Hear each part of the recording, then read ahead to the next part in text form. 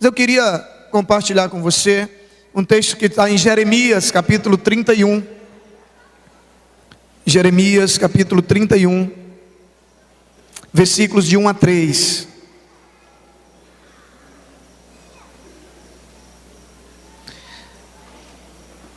Jeremias capítulo 31, versículos de 1 a 3. Amém?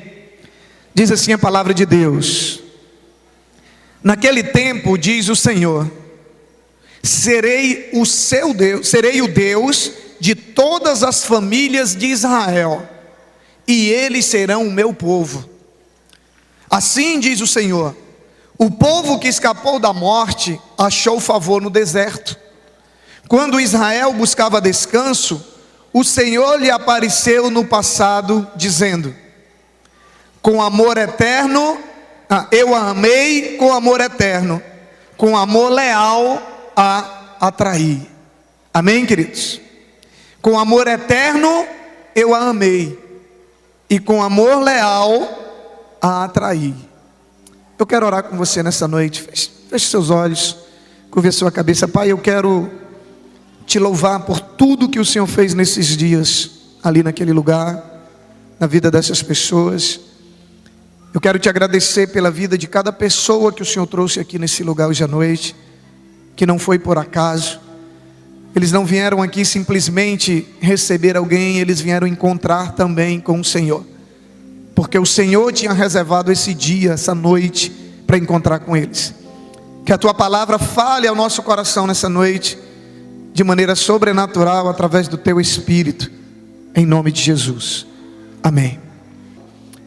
Jeremias capítulo 31, versículo 3, ele nos fala de algo, queridos, que nós precisamos urgentemente compreender. Nós precisamos compreender de algo acerca do qual nós precisamos aprender, que muitas vezes, embora a gente congregue, muitas vezes, embora a gente leia a Bíblia em casa, muitas vezes, embora a gente desenvolva algum tipo de relação com Deus, mas às vezes a gente não compreende, que é acerca do amor de Deus. A maioria de nós não conhece acerca do que é o amor de Deus. E para mim, queridos, a única coisa que é capaz, preste bem atenção que eu vou dizer para vocês, isso aqui é muito forte.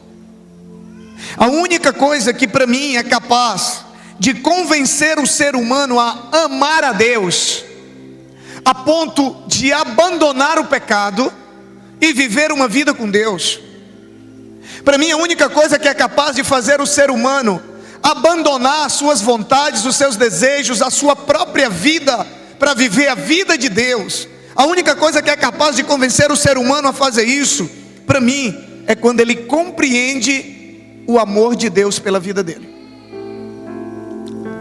É quando ele compreende como ele foi amado por Deus, quando ele compreende de que maneira Deus o amou. Se não for isso, queridos, se não for por isso, não existe dinheiro, não existe medo, não existe nada mais que possa levar o ser humano a amar a Deus, de maneira que ele decida viver uma vida de obediência. Eu digo isso porque em 10 anos de ministério, eu já vi pessoas ganhar muito dinheiro na presença de Deus, e nem isso foi suficiente para levá-lo a ter uma vida de obediência. Eu já vi pessoas alcançar muito sucesso profissional, e nem isso foi suficiente para convencê-lo a entender que Deus o abençoou, que Deus o levou àquele ponto, para que ele possa então amar a Deus de maneira que ele passe a viver uma vida de obediência a Deus. Eu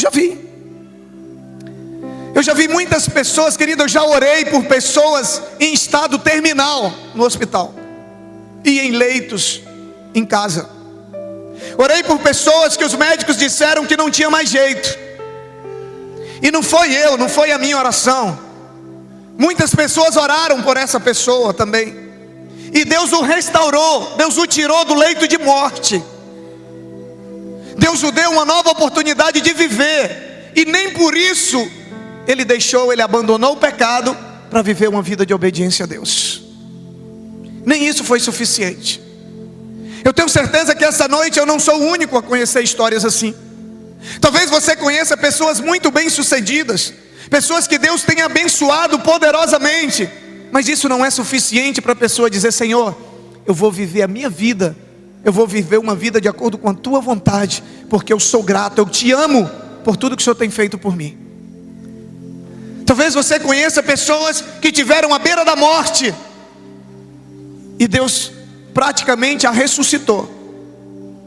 Isso não foi suficiente para ela viver uma vida de obediência a Deus, para ela amar a Deus a ponto de obedecê-lo.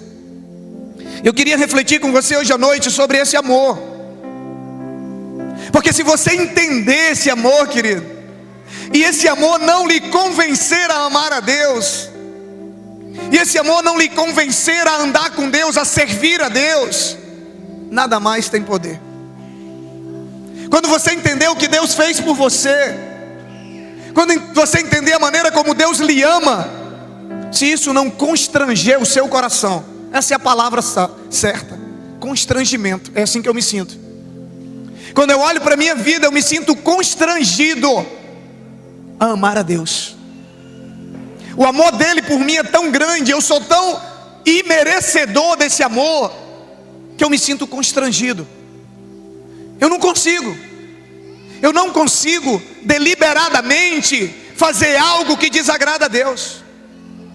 Eu não consigo. Não é porque eu tenho medo de ir para o inferno não, querido. Não.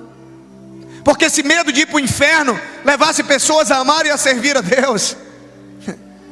Quantas pessoas sabem que o seu estilo de vida estão levando ela para o inferno? Quantas? Medo de ir para o inferno não tem esse poder. Eu me sinto constrangido, eu não consigo fazer algo que desagrada a Deus de maneira deliberada, de maneira planejada, de maneira consciente, porque eu me sinto constrangido, querido, quando eu olho e entendo o amor que Deus tem por mim. É simplesmente por isso. Não é porque eu quero prosperar materialmente, não é porque eu tenho medo de ir para o inferno, não é porque eu quero ganhar mais dinheiro, não. É porque eu entendi que da maneira que Ele me amou, eu só tenho uma maneira de corresponder a esse amor: é vivendo uma vida de obediência a Ele, é abrindo mão da minha vida para viver a vida dEle. Como Paulo, num determinado momento do seu ministério, ele diz: já não sou mais eu quem vivo, Cristo vive em mim, e a vida que agora eu vivo pela fé no Filho de Deus. Eu quero que você entenda esse amor, porque eu creio no poder desse amor. Esse mesmo poder que se manifestou na minha vida e que foi capaz de me constranger a ponto de me capacitar a abandonar todo o estilo de vida, todas as escolhas, todos os meus planos, todos os meus projetos, para viver os planos, os sonhos e os projetos de Deus para a minha vida. Eu creio no poder que esse amor tem, que Ele pode mudar a sua vida também, querido.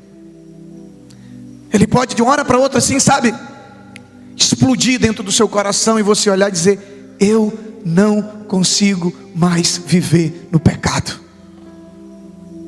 Eu não consigo mais andar sem ser de acordo com a vontade de Deus. Eu quero começar lembrando você da história de Pedro. Pedro era um dos apóstolos mais destemidos. Pedro era considerado, dentro do conceito aí da psicologia dos temperamentos, Pedro era sanguíneo. Pedro não era alguém do pavio curto, Pedro não tinha pavio. Pensa num homem esquentado. Os soldados chegaram para prender Jesus, Pedro voou em cima e já cortou a orelha de um. Jesus disse: Pedro, calma. Pegou a orelha do soldado, Jesus foi lá e curou, botou lá, disse: Pedro, calma, não é assim que vai resolver o problema. Pedro era impulsivo. E Pedro, ele tinha um amor muito grande por Jesus. Pedro, ele era muito cuidadoso, sabe, muito diligente, muito zeloso com os ensinamentos de Jesus. Pedro levava muito a sério aquilo que Jesus dizia, mas ele era muito impetuoso. E quando Jesus revela a ele, diz: Pedro, tu vai me negar, eles vão me prender, eu vou partir e tu vai me negar. Eu, Senhor, jamais eu vou te negar, Senhor. Por mais que todos os outros te neguem, jamais eu vou te negar. Em determinado momento Jesus falou isso para ele. Ele disse: olha, nem que eu tenha que morrer, mas eu não nego ao Senhor. Nem que todos os outros discípulos te abandonem, eu jamais vou te abandonar. Jesus disse: então tá bom, Pedro, vamos esperar para ver, né? E como você sabe o que aconteceu. Pedro negou a Jesus por 3 vezes. Pedro, que era um dos discípulos mais próximos de Jesus, mais dedicados, embora o seu comportamento em alguns momentos o atrapalhasse, mas Pedro, ele tinha uma aliança muito forte com Jesus.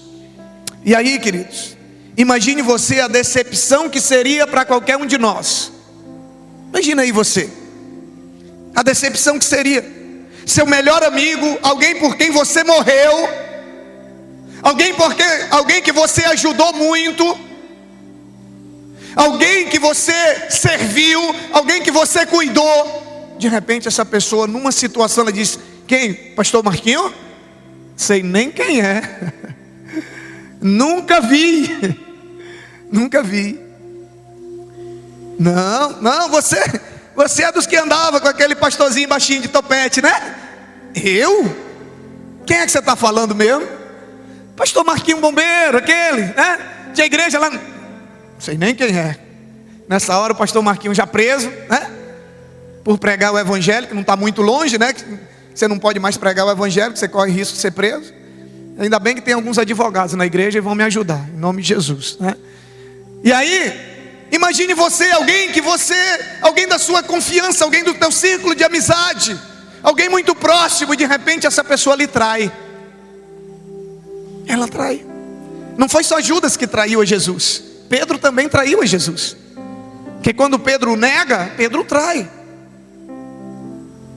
Pedro traiu a Jesus. E aí a grande pergunta é: você continuaria amando essa pessoa? Eu vou fazer igual o Bernardinho. Essa é uma pergunta retórica, você não precisa responder. Você continuaria amando?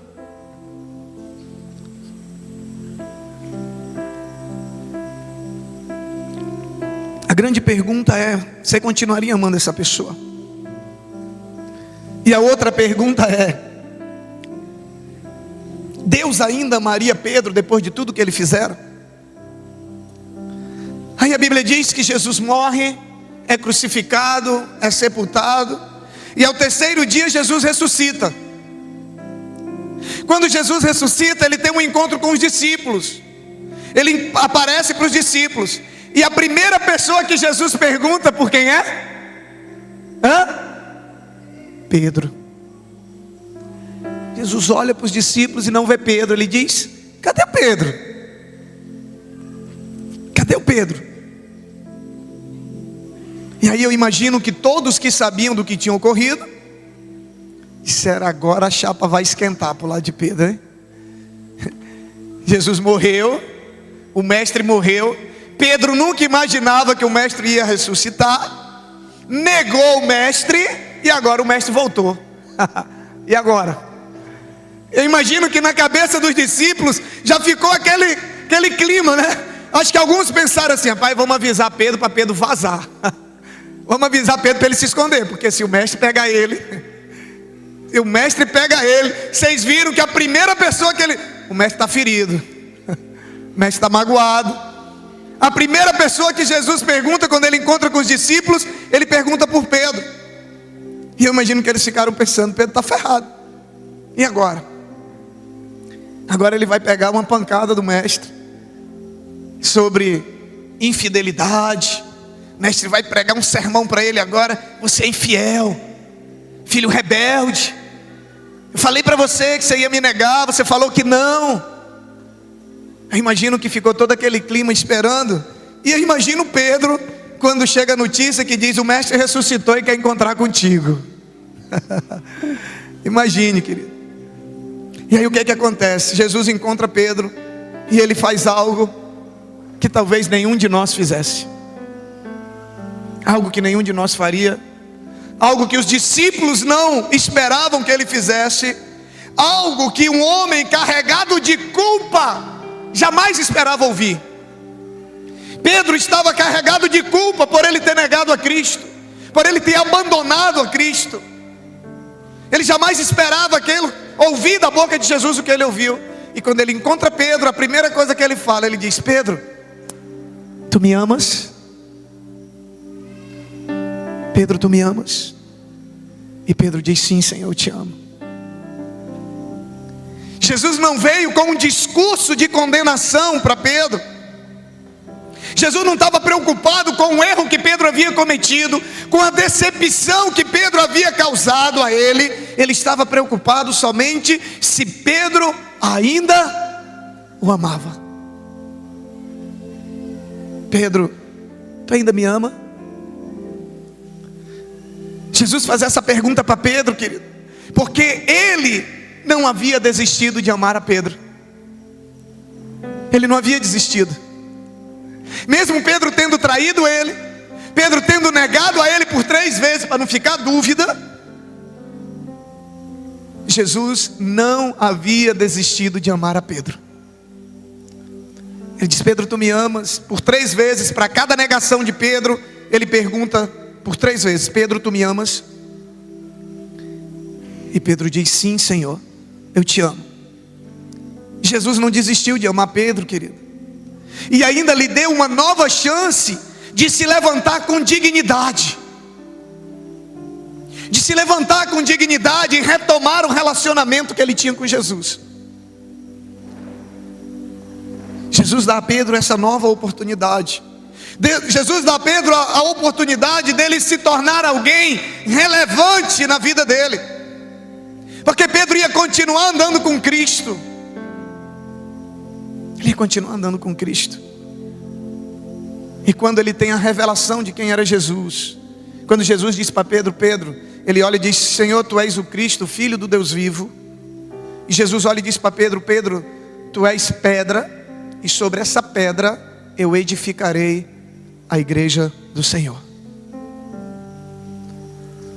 Essa pedra que Jesus fala que Pedro era a revelação que ele tinha tido de quem era Jesus. Quando ele diz: Senhor, tu és o Cristo, o Filho do Deus vivo. E Jesus dá a Pedro essa oportunidade de retomar um relacionamento com ele, com dignidade, e se tornar alguém relevante na vida. A única coisa que pode fazer alguém que falhou de maneira fragorosa, a única coisa que pode fazer alguém que falhou feio, que pisou na bola feio, é se levantar dignamente, retomar o seu relacionamento com Cristo e viver, e retomar e viver uma nova caminhada com Ele. E a única coisa que é capaz de fazer alguém se levantar, depois de ter errado e falhado como Pedro errou, só tem uma coisa que é capaz de fazer alguém se levantar, querido. Não é o seu dedo apontado para a pessoa, não é sua crítica, não é a sua condenação, não é o seu julgamento. Só tem uma coisa que pode fazer alguém que falhou feio e está caído se levantar de maneira digna e retomar a caminhada: é o amor. Só isso, só o amor. Nada mais tem esse poder. E a igreja parece que ainda não entendeu isso. A igreja quer julgar. Só existe um juiz e legislador que a Bíblia diz que é o Pai. O papel da igreja é amar como Cristo nos amou. O papel da igreja, o meu papel como cristão, é dar àquelas pessoas que falham comigo a oportunidade delas se levantarem dignamente através do meu perdão. Porque se eu não amar como Cristo amou, elas vão continuar caídas. Somente esse amor que Cristo demonstrou por Pedro é o amor que é capaz de dar a alguém a oportunidade de se levantar dignamente e se tornar alguém relevante na vida. É alguém ser amado incondicionalmente. É alguém ser amado incondicionalmente. Imagine você como é que ficou o coração de Pedro, querido. Eu imagino que Pedro, ele teve vontade de dizer assim: Senhor, vamos fazer o seguinte, me dá um esporro, sabe, me disciplina, sabe, me expõe publicamente, mas não faz isso comigo não. Não me ama desse jeito não, porque eu não vou aguentar. Depois de tudo que eu fiz contigo, não faz isso comigo não. Querido, tem momento que a gente prefere, sabe, a gente prefere uma pizza, a gente prefere uma pancada, quando a gente espera, do que quando vem um amor. Meu Deus, é desse amor que eu estou falando, querido. Quando há 19 anos atrás, sendo quem eu era, vivendo a vida que eu vivia, e eu descubro que Deus deu a vida do filho, do único filho que Ele tinha na cruz por mim. Como é que eu vou descobrir que alguém deu a vida do único filho que Ele tinha por mim, sendo eu um miserável pecador? E eu não vou amar essa pessoa, querido. Eu não consigo. Eu não consigo. Descobri que alguém que tinha todos os motivos do mundo para dizer assim: você não presta, você não vale nada, você vai para o inferno, porque você conhece a minha palavra e você não tem andado segundo meus ensinamentos. E Ele chega e me abraça e diz: filha, eu te amo do jeito que você é. Eu estou aqui, você ainda me ama? Você ainda quer caminhar comigo? Você ainda quer? Eu disse: não pode um negócio desse. Isso não existe. Esse amor que eu estou falando, queridos. Se há alguém que sempre se importa conosco, que nos ama incondicionalmente, esse alguém é Deus. Mas aí eu tenho uma outra pergunta para você hoje à noite. Será que eu e você temos entendido e dado o devido reconhecimento a esse cuidado e o amor de Deus sobre a nossa vida? Será se nós temos dado esse devido reconhecimento? Será se eu tenho honrado esse amor que Deus tem por mim? Será que eu tenho correspondido esse amor que Deus demonstra por mim todos os dias? Só há uma maneira de eu corresponder: é amando a Ele. 1 João, ele diz: aquele que me ama faz o que, igreja? Aquele que me ama guarda os meus mandamentos. No dia que eu vi essa palavra, eu descobri como eu podia retribuir esse amor que eu não mereço, e que Ele continua me amando mesmo sem eu merecer, porque até hoje eu não mereço o amor de Deus, mas Ele continua me amando. E a maneira que eu encontrei de retribuir esse amor, quando eu entendi o amor com que Ele me amou. Se há alguém que nos ama incondicionalmente, esse alguém é Deus, querido. A Bíblia fala do povo de Israel, que o povo de Israel, por várias vezes, o povo de Israel se afastou do Senhor. Olha o que diz Oséias capítulo 11. Projeta aí para nós, Laura. Oséias capítulo 11, versículos de 1 a 7. O povo por várias vezes rejeitou o amor de Deus por ele. Quando você lê o Antigo Testamento, o povo trocava Deus por outros deuses. Pensava que não, o povo estava no monte adorando os carvalhais, que eram árvores. Pensava que não, o povo tinha feito um bezerro de ouro, estava adorando o bezerro de ouro. Pensava que não, o povo estava adorando Baal. Olha o que a palavra de Deus diz. Em um determinado momento, Deus externa o quão frustrante era para ele esse tratamento que ele recebia por parte do seu povo, a ingratidão. Quando Israel era menino, eu o amei, e do Egito chamei o meu filho. Deus está falando quando Ele tira Israel da escravidão do Egito. Mas quanto mais eu o chamava, mais eles se afastavam de mim. Eles ofereceram sacrifício aos Baalins e queimaram incenso, os ídolos esculpidos. Mas fui eu quem ensinou Efraim a andar, tomando-o nos braços. Mas eles não perceberam que fui eu quem os curou e os conduzi com laços de bondade humana e de amor. tirei do seu pescoço o jugo e me inclinei para alimentá-los. Acaso não voltarão ao Egito e a Assíria não os dominará, porque eles se recusam a arrepender-se? A espada reluzirá em suas cidades, destruirá as trancas de suas portas e dará fim aos seus planos. O meu povo está decidido a desviar-se de mim, embora sejam conclamados a servir ao Altíssimo, de modo algum o exaltam. Essa é a história do povo de Israel. Ele diz: eu tirei o povo do Egito, eu ensinei o povo a andar, eu cuidei do povo no deserto, mas o povo não reconhece e se afastam de mim. Quanto mais eu os chamo para estarem perto de mim, mais eles se afastam. Quanto mais eu os chamo para andar comigo, mais eles andam segundo as suas próprias vontades. E aí no final vem o decreto do julgamento. Ele diz: por acaso eles não vão voltar agora para a Síria? Ele diz: o Egito eles não vão voltar, mas vai vir a Síria e vai trazer o cativeiro, porque eles insistem em se desviar dos meus caminhos. Você pode perguntar: como que Deus pode continuar amando um povo que sempre lhe virava as costas? E a pergunta é: simplesmente porque Ele ama. Simplesmente porque Ele ama.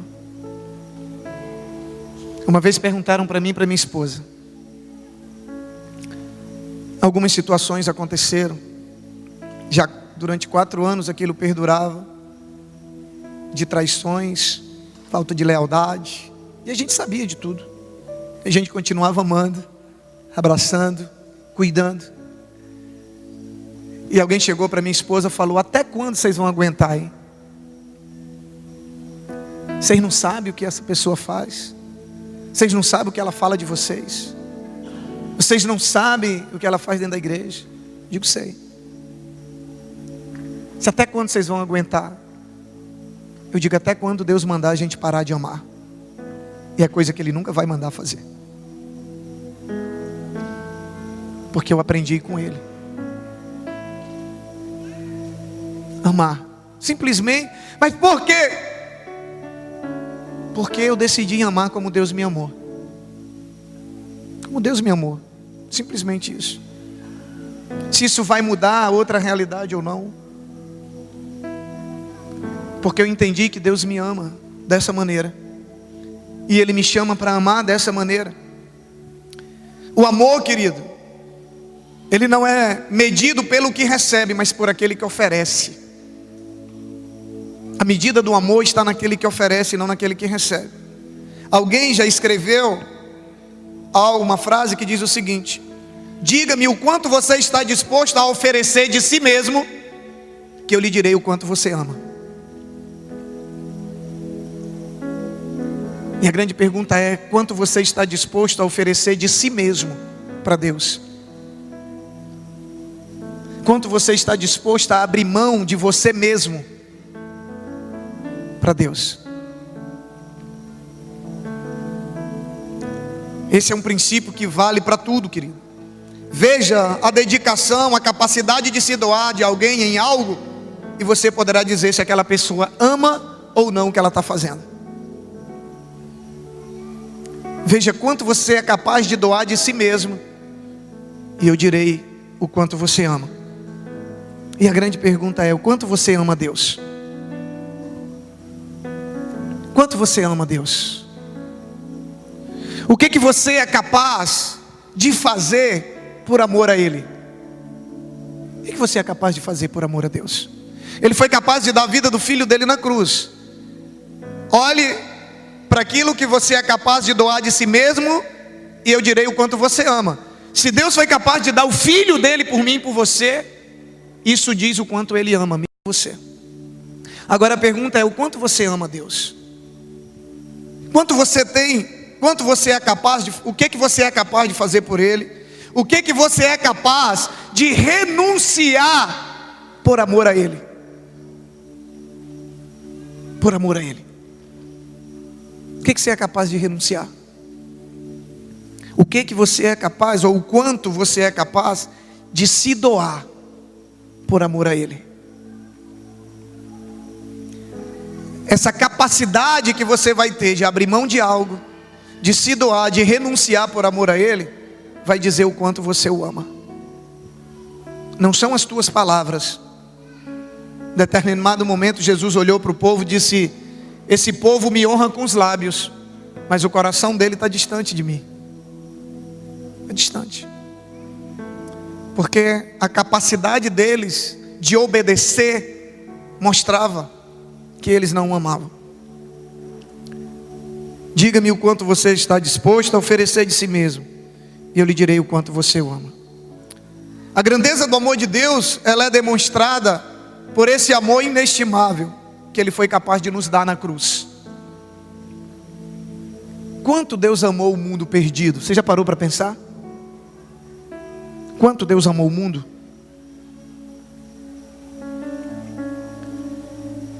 Dentro desse princípio que nós estabelecemos de que o nosso amor é medido pela nossa capacidade de doar de nós mesmos, João 3,16 diz assim: porque Deus amou o mundo, porque Deus tanto amou o mundo, que deu o seu Filho unigênito, para que todo aquele que nele crê não pereça, mas tenha vida eterna.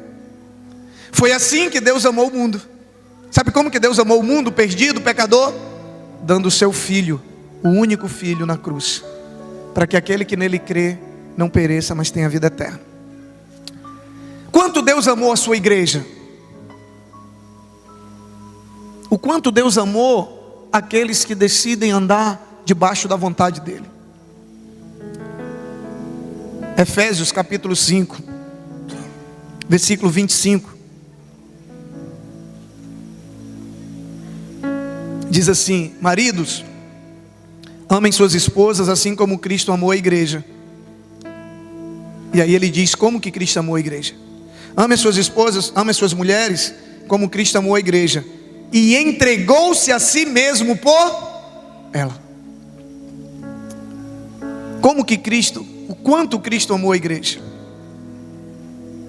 E aí eu quero finalizar com essa última pergunta: o quanto Deus me ama?